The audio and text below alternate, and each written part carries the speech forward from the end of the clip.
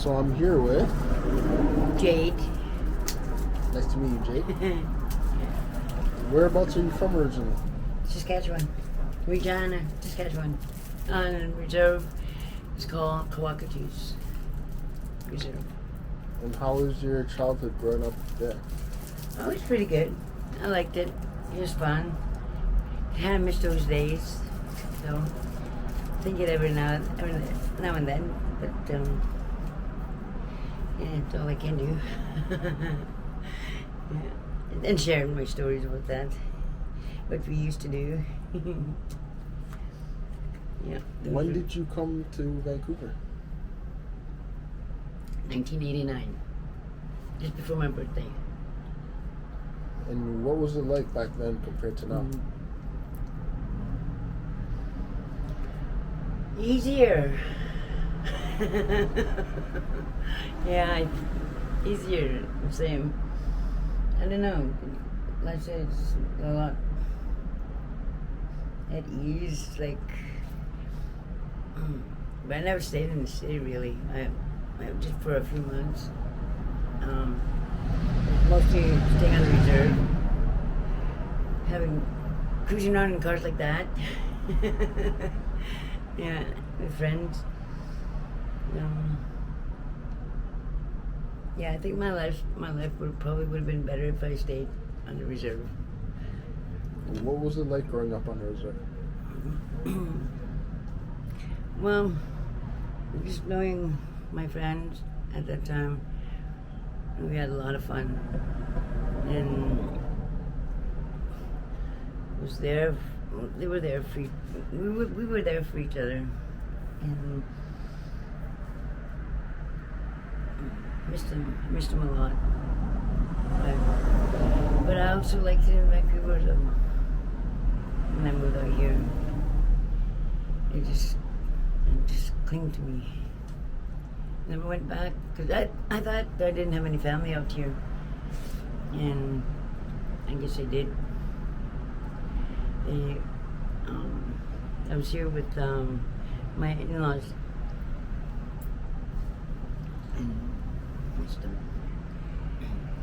Are you homeless right now? Yeah. And what's it like being homeless in this area? I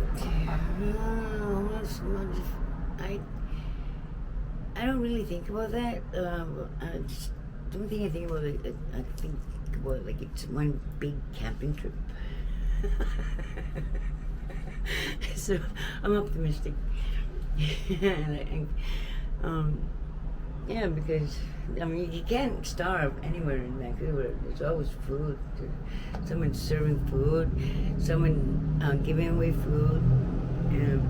They come in their vehicles and they hand them out to people.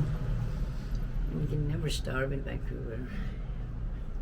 You know, and in winter times, especially, lots of food, lots of hygiene stuff, like toothbrushes, soaps, and socks, gloves, and hats, and so on. I don't know how many gloves and hats I collected, like probably 10.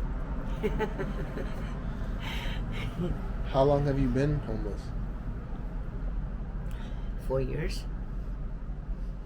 Do you remember how you became homeless? Yeah. I was staying at this building, the Arco, and I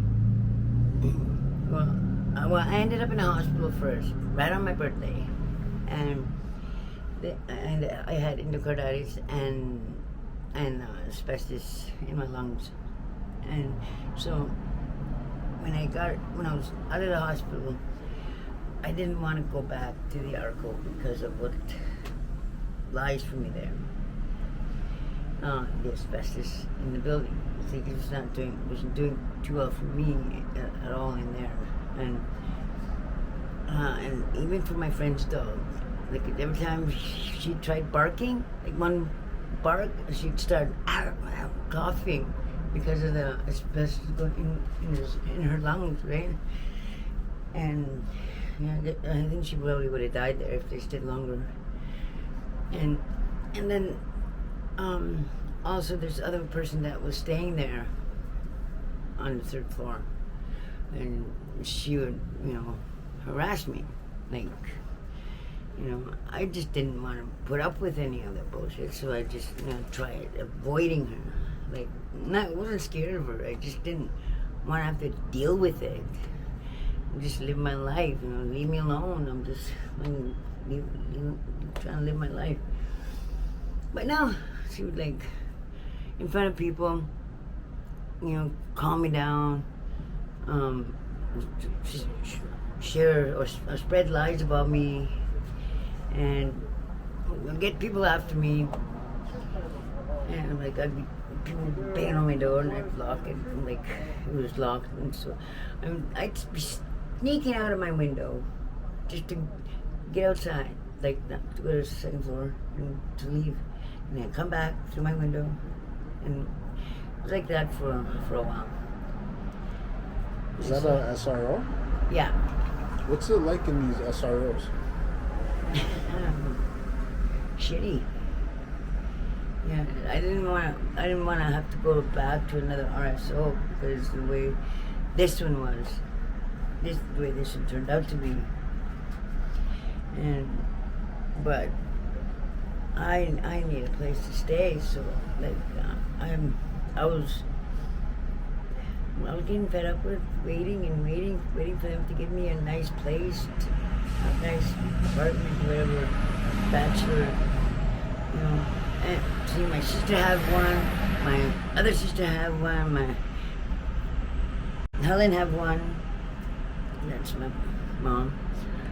They all have nice homes, and I have a nice home too. Like I just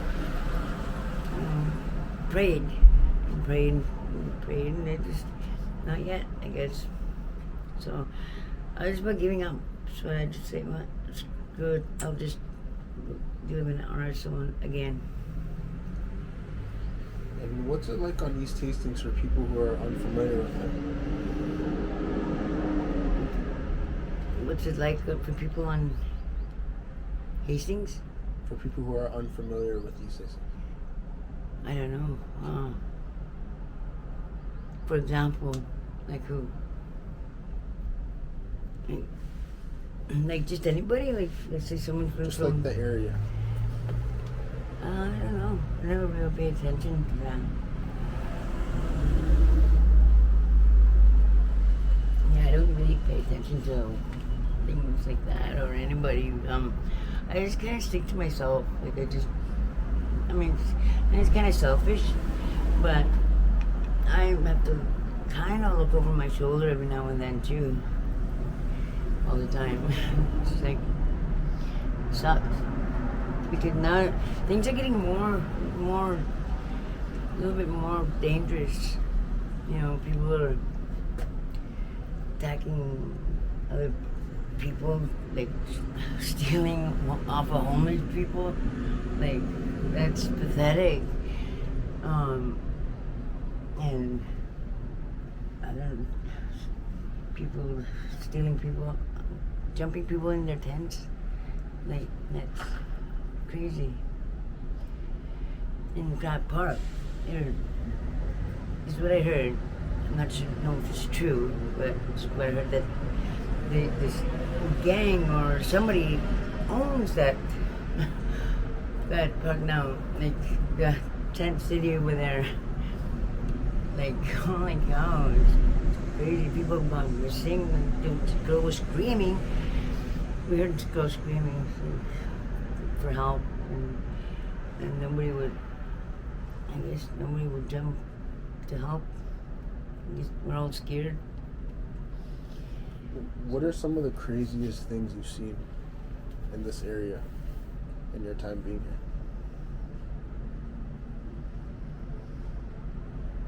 My friend getting... Well, I didn't see it, but hearing about it, he got piled on, he got clubbed by 4 people, well, 3 people. And they thought that he had money and dope. He had nothing. So they just kept on. Well, he had sores on his leg, and they just kept on doing that. And they just give me and it will stop. And they just kept on going. And one of them that we know puts his dog in the bathroom. Because if his dog saw that happening, his dog would protect his master. Yeah,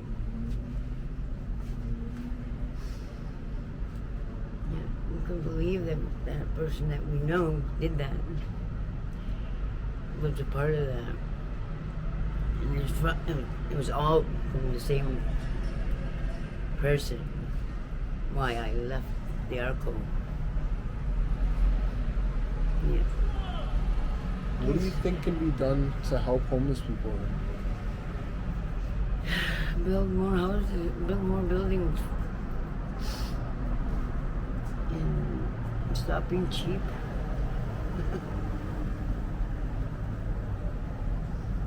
Stop being so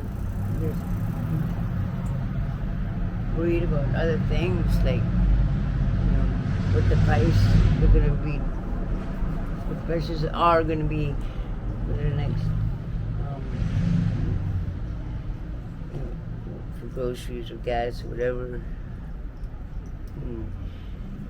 or worried about other stupid things. Do you remember the first time you did drugs? First time. I was 16, I smoked marijuana. And that was it. And then other times, I smoked hash. I was 16 still. And that didn't last very long. And then I quit all that until I was 25. And that's when I smoked heroin just once, and crack, yeah, and that for a few months. And then I quit all those years until I was 35. And I remember it was after going to the Balmoral when it was a bar. So after going there, drinking with my friend, went to her place, and there was people in the living room smoking pot, people in the kitchen drinking beer. Went to people in the back room, doing lines. And then my friend asked me if I wanted to do the line. I said no. And she asked me again. I said no. And then she didn't bother asking me, and I was just watching everybody, and I was like, nah, what the hell.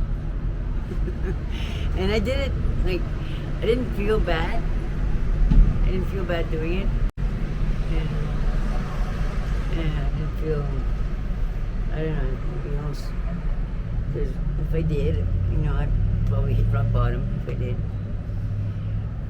So, I was okay with it.